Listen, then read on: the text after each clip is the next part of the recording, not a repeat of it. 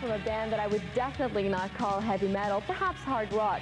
They were on the cover of Meat magazine last month, and that is The Cult. Another reason, too, is because some people wrote us, well, actually they faxed us, and they asked us to play The Cult and also, if we could, some footage of their concert at Maple Leaf Gardens on New Year's Eve. Well, guys, we can't do that. You see, there are restrictions that apply to a place like the Gardens, and what happens is that when we shoot any footage there, we can only show it within the next 24 hours and on news programs only. We definitely don't qualify as a news show.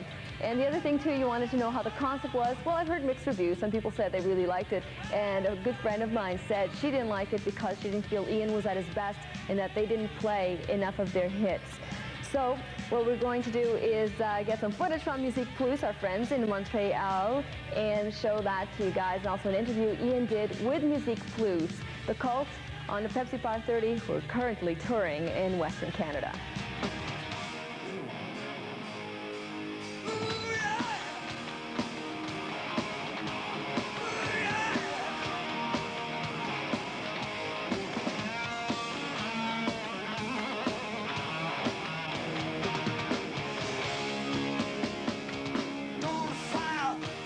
Shade out my halo, my head is rising like a pile of beans.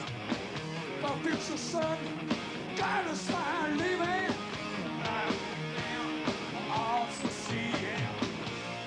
A lot of people think of The Cult as like a hard rock band, and a lot of people think of The Cult as an alternative band, you know. What we do is just what The Cult does. It's like, I don't think we're either, we're just what we do.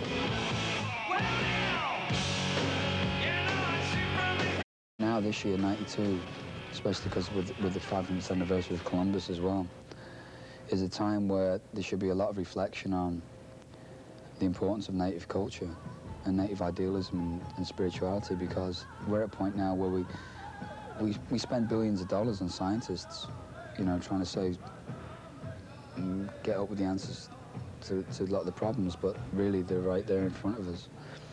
And the native people really have a hell of a lot to contribute, you know, to like white society. And it's about time we started listening to them. Get very blinkered in their vision because they're bombarded television, newspapers telling people how the world really is shaped. But the world isn't a square box, it's a round circle, you know, and everything's connected. And these are themes that I talk about, natural themes, you know, man and woman, black and white, good and evil, you know, sex, death. They're the themes of life, and they're there to be explored, the mystery of life. And I think that, you know, a lot of my peer group, you know, other musicians, it's so amazing, man. Like, now people think, wow, this is like a load of crap, you know, what this guy's talking about.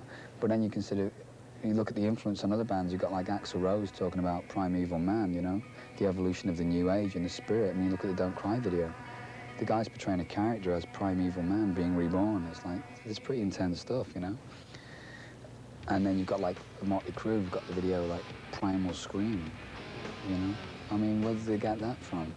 While of a sudden, things like a band called Nirvana, incredibly important. Do people know what Nirvana means? You know, the ultimate state of consciousness. It's really bizarre.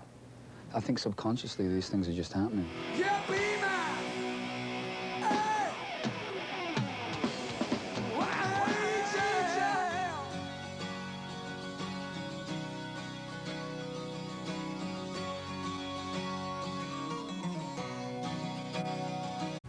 Possibly not, because we've always been like, or I've always been very, very strong on the you know, lyrical content and symbols and imagery that I use in the songs, and it tends to, especially journalists in Britain, tend to be offended by a lot of things that I say. They tend to think it's like pretentious or made up, you know, insincere or whatever.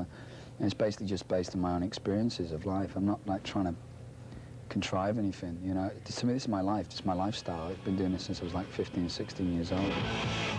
In 92, especially because with the 500th anniversary of Columbus as well, is a time to get very blinkered in their vision because they're bombarded television, newspapers telling people how the world really is shaped.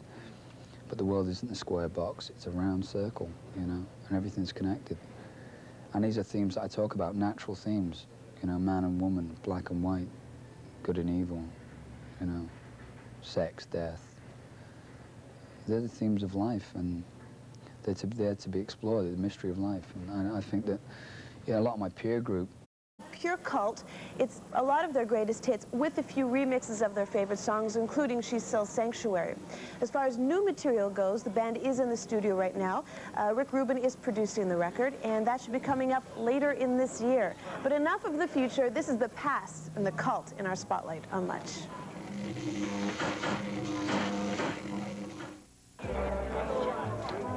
The Sudden Death Cult was formed in Bradford in North England. The Theatre of Hate was a touring concern from London. There was a lot of sort of things going on here, negative, positive activity. It came in a fusion when the two bands played together, when Sudden Death Cult here supported Theatre of Hate here. Now what happened, Billy Duffy was in Theatre of Hate, this one here, and me was in Sudden Death Cult, I was a singer. Anyway, the story goes on. Billy was booted out of the band in late 1982. Things got bad. Desperate, he went into a clothes shop. I was disillusioned. All the boys in my band wanted was money, just money. Here you see, poor. I was really disillusioned with the whole music scene. Here we go into like, I thought, let's form a new band. So I went and spoke to Billy, and there was a fusion here. This is the fusion, bang! We formed a death cult. It was very like energy. Shazam with the yeah, drum like with the Shazam, kids. you know. Yeah. Anyway, the death cult, this thing here, was formed in early 1983. Here are symbols of death and despondency and doom and gloom, which we did not want to associate ourselves with anymore.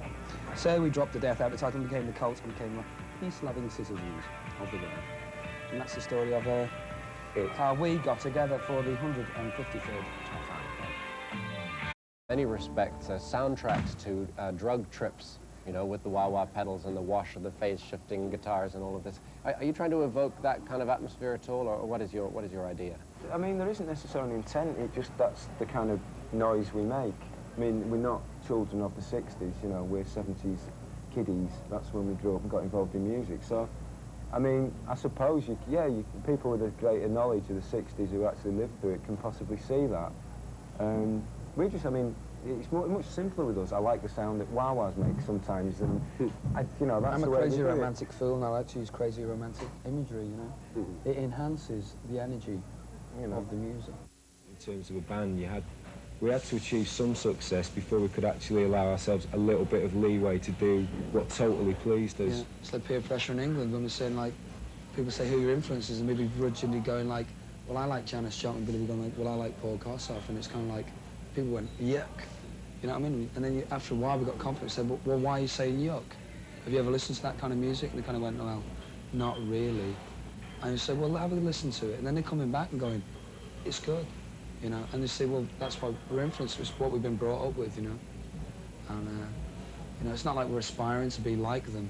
We're just inspired by their character and energy. In our music, it feels like for everybody, you know? I mean, like, although we dress differently, maybe that's a little bit inaccessible, you know, inaccessible to some people, but eventually we want to try and communicate the music to everybody. That's sort of like the main thing. We're not trying to play to, like, one particular element, you know, sort of in an audience thing. It's not an exclusive club, you know what I mean? We never want to encourage that. A lot of very unimaginative music going down at the moment. It seems very formalised. You know, I don't know, I like things that really stimulate me, you know, that send a shiver down the back of my spine, you know.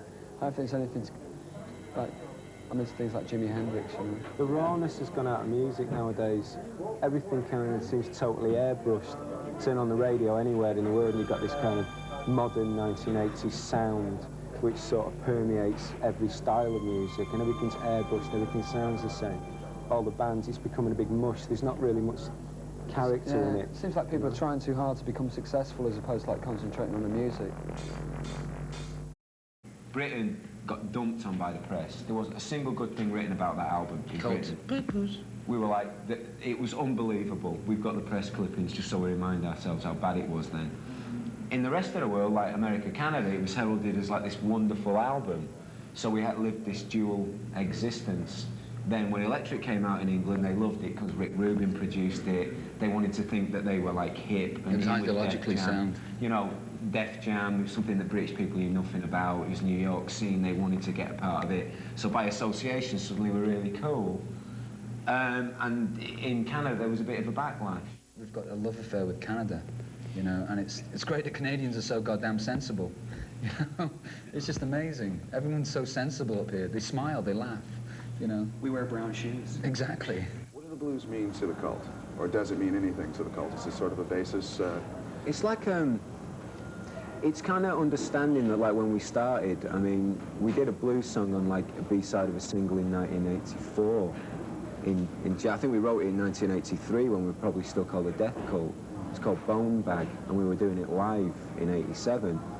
It's been there. It's just at the time when everybody else is like running around with black spiky hair and upside-down crucifixes going on about living in a graveyard.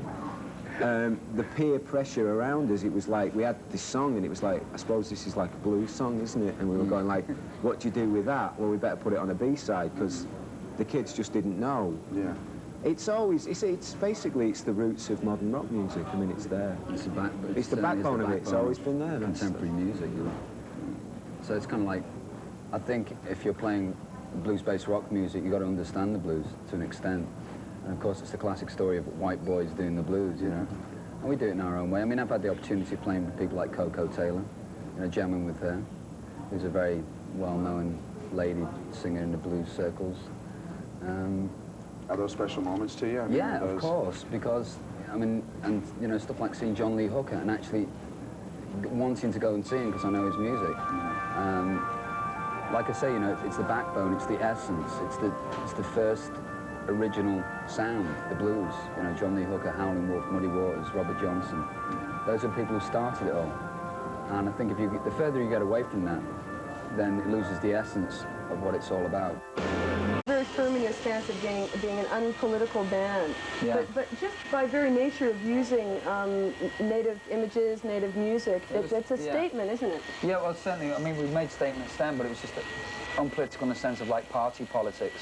We didn't align ourselves with any sort of political ideology like socialism or, you know, conservatism or whatever. We weren't that caught up in contemporary politics, you know. It's more like personal politics, spiritual politics.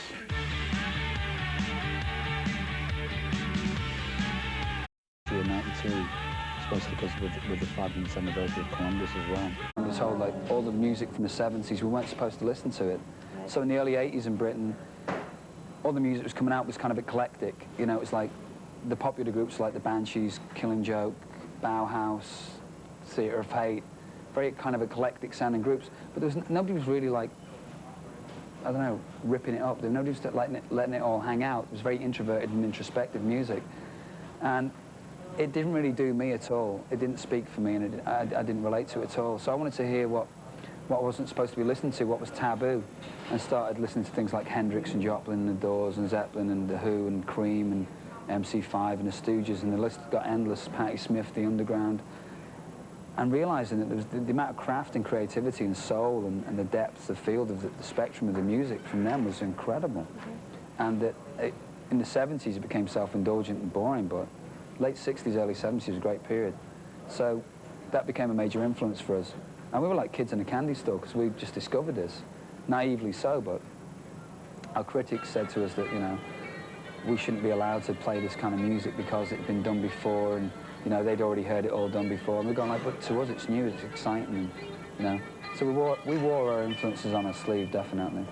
We've been together for about 2.5 years, and we signed a contract with CBS last Christmas about that time. We recorded the album in March, so it's been relatively quick, a lot of the things that we've done from that point on, but waiting for it all to happen took quite a while. Tell me about the guy who helped you produce, and my curiosity about that is, you need a producer. Well, not always, but when you're doing your first album, somebody says you have to have a producer. It doesn't always happen. Basically, the record company is really concerned about that fact, because they want to make sure that it's going to have credibility and it's going to have the right production value.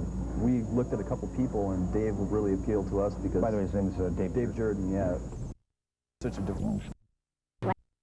From like the Stones to Jane's Addiction, he's worked with Frank Zappa, tons of people. And that really appealed to us, and it was great working with him because he gave us a lot of freedom. When we met him, and he flew up and saw saw the studio where we planned on doing the recording. Yeah. So we got some time to kind of just hang with him and get the feel for him. We liked him right off the bat. He was really, it's a really twisted, kind of dark individual, much like ourselves. Twisted and dark. Pretty dark. Does that reflect, you know, what you say you write about yourselves? Just writing about things, feelings, you know. Not that we're dark or depressed, but just, just as much as anyone else is, you know. Other bands choose to write about things they don't know shit about, like babes and cars, you know. It's parties and going out on a Saturday night and getting in a fight and all that bullshit, you know. A lot of political stuff.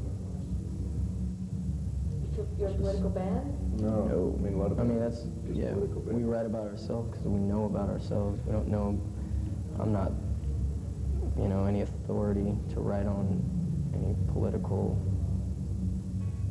nothing, you know.